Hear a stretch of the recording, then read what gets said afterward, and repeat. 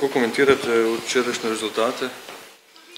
Sam sem nekoliko presenečen, ker niso bili tako pričakovani, glede na nekatere javnomnenjske raziskave, ki so bile v preteklosti, je rezultat nekoliko drugačen. Kar se tiče izida Slovenske ljudske stranke, sem osebno zadovoljen. 6 mandatov smo dobili, če bi bilo še par nekaj glasov, bi lahko tudi dobili 7. mandat. Tako da glede na to, da so nekateri izpadli iz parlamenta in glede na to, da so se v slovenskem političnem prostoru znašli tudi novi politiki, je za Slovensko ljudsko stranko to uspeh. Glede na situacijo, vkolikor bo leva koalicija nastala, bo Slovenska ljudska stranka po mojem naslednjem prepričanju v opoziciji. Kako si predstavljate sodelovanje z njim? Tudi s predsednikom Pahorjem sem dobro sodeloval, to je pa tudi bilo vse. Pahor je imel interes, da bo Mariboru pomagal. Če so se pa Slovenci odločili, da je Janković izbira, potem pa tudi njega imajo za predsednika vlade. Vendar je potrebno dobiti podporo v parlamentu, nisem prepričan, da bo tako enostavno. Tudi če bo gospod Virant skočil v koalicijo ali katera druga politična opcija, dolgo sem že na tem političnem prostoru in delam v politiki, tako da sem prepričan, da tako z lahkoto, kot nekateri mediji danes poročate ali pa si želite, ne bo šlo. Ste kar razočarani, da so se tudi Mariborčani odločili večinsko podpreti gospoda Jankovića, glede na to, da ste se tudi sami vključili v kampanjo, svetovali drugače? Ja, to sem razočaran, ker ne vejo, kaj jih čaka. Če pa mislijo, da bo boljše šlo v Mariboru in da je boljše za Maribor, potem bi pa tudi predlagal, da gospod Janković spremeni stalno bivališče, pa prije v Maribor, pa poskusi županovanje v tem mestu, pa z takšnimi proračunskimi postavki, kot jih imamo mi v tem mandatu. Mariborskih projektov ni v državnem zboru bilo zabeležiti v proračunskih postavkah. Tukaj lahko gospod Janković to napako prejšnje koalicije popravi. Samo glede na javno izjavo, da je proti zimski univerzijadi, ne verjamem. In če so si Mariborčani izvolili za poslanca ljubljanskega mestnega svetnika, potem moram to spoštovati in to tudi spoštujem. Ta kratek stik je pri njemu pogost pojav. On je imel zmeraj takšen odnos, ker mu ga tudi ne zamerim, glede na to, da je za njega Ljubljana najlepša, pa najlepše mesto, za mene pa še zmeraj Maribor. In Maribor najboljše igra tudi nogomet, to bo tudi moral sedaj kot predsednik vlade dati priznanje tudi Mariboru, če že za druga ne, da smo boljši vsaj v nogometu. Ste glede financiranja IPK našli v Zoranu Jankoviću pravega sogovornika?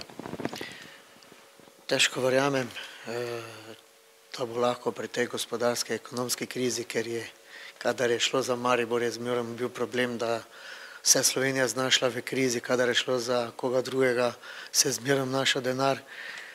Bi pa želel poudariti, vsi tudi mediji na nek način ne želite kazati s prstom na občino, da kažete na mene, ni problem.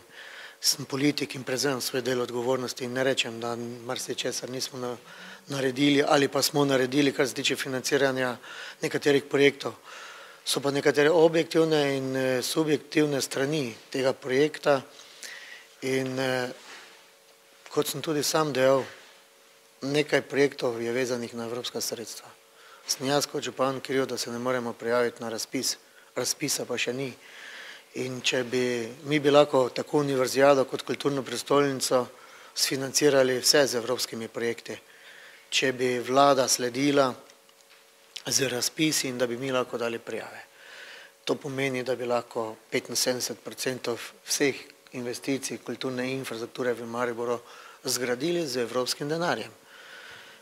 Do danes, do tega trenutka, enega evra, investicijskega evra za kulturno infrastrukturo mesto Maribor strani države Republike Slovenije ni dobilo na svoj račun. Gospod Janković je včeraj poudaril, da je EPK po njegovem mnenju državni projekt, za katerega se namerava zavzeti in da ga je treba prioritetno rešiti. No, to sem zelo vesel, njegove takšne izjave. Jaz sem tudi prepričan, da v tistem trenutku, kolikor bo dobil mandat predsednika vlade, gospod Zoran Janković bo tudi zimsko univerzijado prepoznal kot nacionalni projekt. Tu ne gre za tistih 200 milijonov, kot nekateri širijo laži po Sloveniji, bo zimska univerzijada stala. Gre za cirka 40 do 50 milijonov evrov, ki pa je zelo pomembno za prepoznavnost Slovenije in to infrastrukturo, da še enkrat omenim, tekaški poligon pod Pohorjem, cevovod za namakanje oziroma cevovod za zasneževanje tekaškega poligona, ledna dvorana, dograditev in luknja, širitev in obnovitev. To so 4 projekte, ki so nujno potrebni. In to vse dan potem tudi Maribor ostane. Nisem jaz proti univerzijadi, jaz sem zato, da Maribor univerzijado dobi in da Maribor te 4 projekte dobi. Tako, če lahko bivši oziroma aktualni mandatar, ki je kandidat za mandatarja, izjavil, da v ponedeljek Ljubljana dobi 60 milijonov, takoj, ko bo zmagal, potem upam, da bo tudi Maribor dobil tiste milijone, ki bi jih moral dobiti za potrebo univerzijade. Kar se pa tiče priliva sredstev proračunskih, se še pa bolj veselim. Če bo gospod Janković predsednik vlade, bo lahko zdaj popravil financiranje občin. On pozna sedaj, kakšne probleme je imela mestna občina Ljubljane in tudi kakšne imamo v Mariboru, v Celju in v Kopru.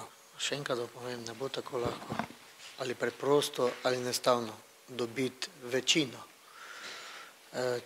Če me kot analitika političnega sprašujete, tudi nisem prepričan, da bo gospod Pahor čez noč skočil z gospodom Jankovićem v posteljo, politično posteljo na ta način, glede na to, da vsi tisti, ki so ga v prejšnjem mandatu gospoda Pahorja močno podpirali, so čez noč prešli k Zoranu Jankoviću in na nek način udarili proti Borutu Pahorju. Tako da Borut Pahor je velik politik in tudi si marsikaj upa in to bo za njega en velik izziv. In nisem prepričan, da bodo programske točke med njim in gospodom Jankovićem tako usklajene. Na drugi strani Karl Erjavec, gospod Zoran Janković pravi, reforma je potrebno takšno speljati, kot je bila sprejeta, jo je javno podpiral, Karl Erjavec govori proti temu. In če se tu ne bosta uskladila, potem Karl Erjavec ne bo vstopil v koalicijo. In sem prepričan, da za vsako ceno tudi ne. Tretja stranka, gospod Gregor Virant, se morate zavedati, da kar veliko njegovih kandidatov je bivših članov Slovenske demokratske stranke ali pa so bili celo aktivni člani. In če bo gospod Virant vstopil čez noč v koalicijo z Zoranom Jankovićem, bo volilno telo, ki je šibko, mu to ne bo odobrilo na takšen način. Tako da zna biti to zelo zanimivo, kakšna bo koalicija. Po mojem osebnem prepričanju se tudi zna kaj zaplesti. Če bodo pa sive sile politične, ki so bile pa tudi zdaj prisotne, aktivne, pa lahko tudi mogoče gospod Zoran Janković čez noč naredi vlado.